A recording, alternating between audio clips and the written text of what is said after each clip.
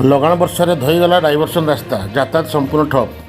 2-3 ଦିନ ହେଲା ବାମନଘାଟି ଉପଖଣ୍ଡରେ ଲଗାଣ ବର୍ଷା ଲାଗି ରହିଛି।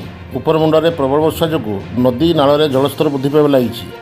ଏହାର ପ୍ରଭାବରେ ବିଜାତଳା ବ୍ଲକର ପାଟପୁର ନିକଟରେ ନିର୍ମାଣାଧୀନ ପୋଲର ଡାଇଭରସନ୍ ରାସ୍ତା ସମ୍ପୂର୍ଣ୍ଣ ଧୋଇଯାଇଛି, ଯାହାଫଳରେ ପାଟପୁର ଲୁହାଶିଳା ସରଗଡା ବାହ୍ୟ ଜଗତରୁ ବିଚ୍ଛିନ୍ନ ହୋଇପଡ଼ିଛି। ଯାନବାହନ ଚଳାଚଳ ସମ୍ପୂର୍ଣ୍ଣ ଠପ୍ ହୋଇଯାଇଛି। ଉଲ୍ଲେଖ ଥାଉ କି ପାଟପୁର ପୋଲର ନିର୍ମାଣ କାର୍ଯ୍ୟ ମନ୍ଥର ଗତିରେ ଚାଲିବା ସହିତ ଦୀର୍ଘଦିନ ଧରି ଅଧପନ୍ତାରିଆ ଅବସ୍ଥାରେ ରହିଛି, ଯାହାଫଳରେ ଲୋକେ ନାହିଁ ନଥିବା ଅସୁବିଧା ଭୋଗ କରୁଛନ୍ତି। ଏହାକୁ ନେଇ ସାଧାରଣରେ ଅସନ୍ତୋଷ ପ୍ରକାଶ ପାଇଥିବା ବେଳେ ପୋଲ କାର୍ଯ୍ୟ ଶୀଘ୍ର ସାରିବାକୁ ସାଧାରଣର ଦାବି ହେଉଛି।